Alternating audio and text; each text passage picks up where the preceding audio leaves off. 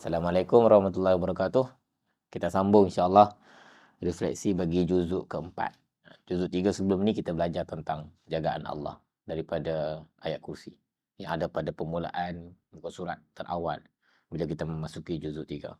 Juzuk keempat, bayangkan begini ya.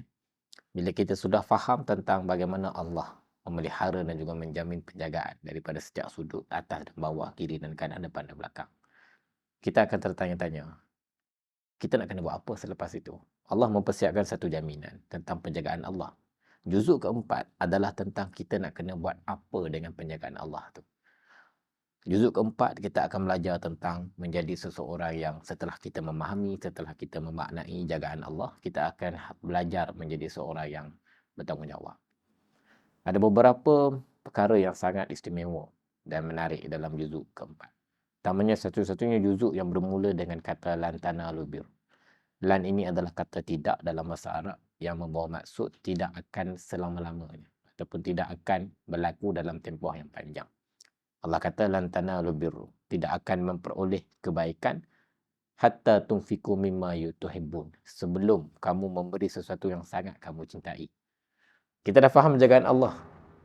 Tentu sekali kita sudah pun kehilangan rasa anxiety, rasa takut, rasa resah. Sekarang kita nak kena buat apa? Maka kita kena memberi. Kenapa Allah sebut tentang penjagaan Allah sebelum ini? Kalau Allah tak sebut, kita akan rasa takut untuk memberi apa yang kita cintai. Pada muka surat pertama, pada ayat pertama, dalam juzuk keempat, Allah ajarkan kita, kamu tidak akan sama melihat mendapat kebaikan kalau kamu memberi apa yang kamu tidak cintai. Allah kata, lantana birru, kamu harus memberi sesuatu yang kamu cintai. Maka itu adalah satu tanggungjawab dan juga satu pemberian yang sangat baik.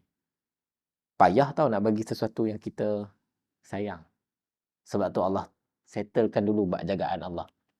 Kalau tidak, kita akan rasa resah ni. Nak bagi sesuatu yang kita sayang ni bukan senang. Tapi untuk menjadikan seorang hamba, kita seorang hamba yang boleh bagi apa yang kita sayang, boleh memberi di jalan Allah Ta'ala, boleh berperang. Sebab juzuk 4 ni nanti kita akan cerita bab perang banyak. Kita harus belajar, kita harus yakini, kita harus merasa terjamin bahawa Allah akan jaga kita. Dan juzuk keempat ni yang saya nak beritahu kepada tuan-tuan dan puan-puan, iaitu tanggungjawab. Kita akan menjadi seorang yang sangat bertanggungjawab. Juzuk keempat ni kita akan belajar mula-mula sekali Allah beritahu dekat kita, kita kena belajar memberikan sesuatu yang kita sangat cintai. Kerana hanya dengan memberikan sesuatu yang kita sangat cintai, ia akan melatih pribadi kita untuk menjadi lebih bertanggungjawab. Yang kedua, Allah beritahu tentang ibadah haji. Ibadah haji ni bukan senang. Kita nak kena kumpul duit, kita nak kumpul kemampuan, kita nak kena bersedia. Jadi ia adalah satu tugas yang sangat sukar. Rukun Islam yang kelima ini, ada sebab kenapa dia nombor 5. Kerana dia adalah tugas yang sangat sukar. Kita memerlukan komitmen untuk sampai ke tahap ini. Kalau tak mampu, tak payah. Tapi kalau mampu, kita kena berusaha. Maka ia memerlukan apa? Tanggungjawab. Kemudian kita akan belajar juga dekat dalam juzuk 3, juzuk 4 ini tentang hablum minallah, tentang tali Allah SWT. Sebab juzuk ini adalah tentang bagaimana kita membina hubungan dengan Allah Ta'ala dan berpeganglah pada tali itu ketika mana dunia dan juga ketika mana urusan-urusan keduniaan itu cuba menarik kita daripada tali Allah Ta'ala tersebut.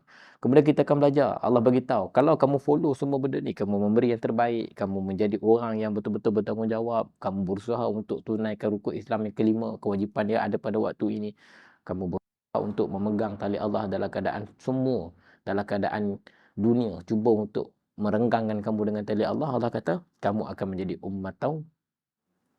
kamu akan menjadi umat yang terbaik. Kuntum khairu ummah. Kamu dah umat yang terbaik di dalam juzuk 4 ini.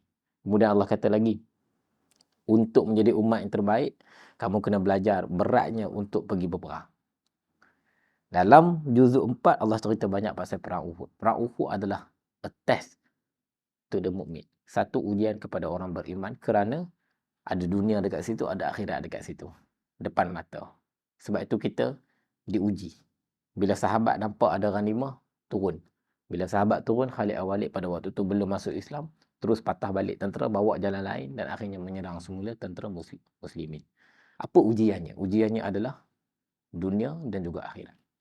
So tadi kita dah belajar tahu tentang jagaan Allah. Kita rasa macam kita dah okey ni, Allah dah jaga kita. Sekarang ni, nah depan mata kita, ada dunia depan mata, ada akhirat depan mata. Which one do you choose? Sebab tu, kalaulah kita nak faham konsep dunia, konsep ujian, Allah bagi tahu kat dulu tentang bagaimana kamu kena belajar memberi yang terbaik, memberi apa yang kamu sayang. Kenapa? Kalau kita tidak belajar untuk memberi apa yang kita sayang, kita tidak belajar untuk melepaskan apa yang kita nak. Kalaulah kita depan mata kita tu ada harta, kalau selama ni kita tak memberi apa yang kita sayang, kita nakkan harta tu, kita akan nak harta tu. Sebab kita nak memiliki lagi. Tapi kalau kita dah mula bagi apa yang kita sayang, kita faham Tuhan akan bagi macam mana keadaan sekalipun kita menyerah, kita melepaskan. Harta tu tak akan meliurkan kita sangat. Nampak tak macam mana Allah susun dalam juzuk 4 tu.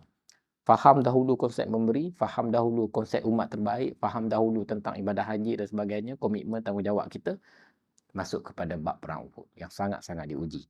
Dan ini adalah kesinambungan dan juga keseluruhan makna yang ada di dalam juzuk 4. Juzuk 4 ni adalah juzuk yang mengajarkan kita untuk menjadi manusia dan juga hamba dan juga orang beriman yang sangat-sangat harus tekun dan konsisten untuk bertanggungjawab. Sebab tu juzuk 4 ni, sebelum masuk juzuk 5 kita akan belajar tentang self-care, tentang self-control.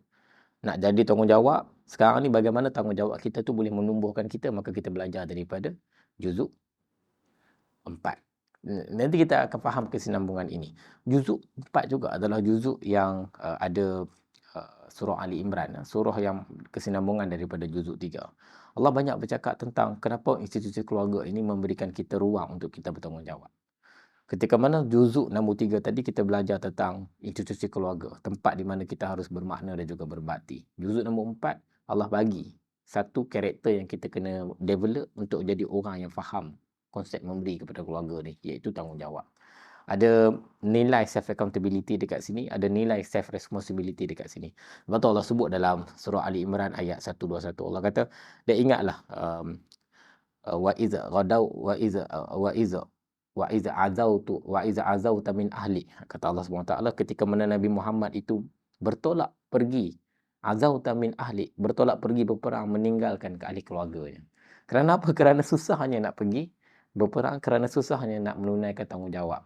Kita terpaksa meninggalkan orang yang kita sayang. Dan salutlah saya kepada mereka yang berjuang cari rezeki, bawa balik untuk keluarga, sanggup berjuang melalui banyak getir hidup dan juga ujian untuk bawa balik nafkah kepada keluarga. Kerana itulah nilai tanggungjawab. Kadang-kadang nilai tanggungjawab ni sukar untuk diukur dengan kata-kata. Ia hanyalah diukur dengan usaha.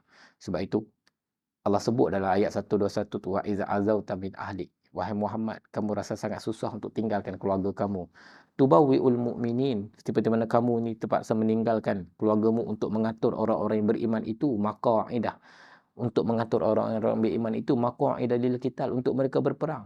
Nabi Muhammad nak kena susun ni. Wallahu sami'un alim. Jangan risau, Allah mendengar dan Allah Maha mengetahui. Okay, kenapa Allah letak Allah Maha mendengar dan Allah Maha mengetahui dekat ayat yang berkaitan dengan tanggungjawab meninggalkan isteri dan juga keluarga untuk pergi berperang? Kenapa? Kerana orang yang meninggalkan orang yang dia sayang pergi berperang adalah orang yang terpaksa untuk melepaskan banyak aduan emosinya secara diam-diam. Ni saya kenal banyak lelaki yang tak mampu nak meluah secara terbuka. Dia resah tinggalkan isteri, tinggalkan anak-anak. Kemudian dia rasa macam, ya Allah, aku susah ni, aku nak main dengan anak-anak aku kena pergi kerja. Benda tu bukan senang nak cakap dengan orang kan. Maka Allah kata, wallahu sami'un alim. Keresahan itu Allah mendengar, dan keresahan itu Allah mengetahuinya. InsyaAllah kita akan masuk pada juzuk kelima. Kita akan belajar bagaimanakah tanggungjawab ini akan menumbuhkan peribadi kita yang lebih teguh, insyaAllah. Wabillahi taufiq wal hidayah. Assalamualaikum warahmatullahi wabarakatuh.